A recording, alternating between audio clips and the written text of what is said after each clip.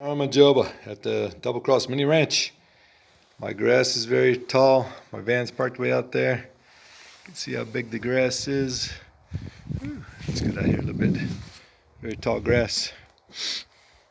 So the cows are supposed to come eat it. And there are some cows on the neighboring property, if you can see them. Hopefully they're going to come over here tonight, or at least for tomorrow morning. And then we'll show the my front lawn after that.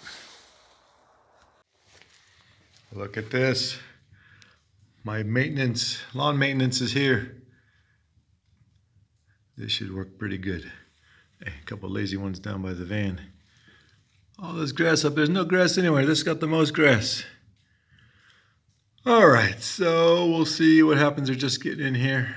What time is it? I don't know what time it is, but I'll give another video in the morning, or maybe before it gets dark, if they're still here. Actually, there's nobody showing them where to go. They're just coming here on their own. Trespassers, I tell you. All right, I'll give you a video later.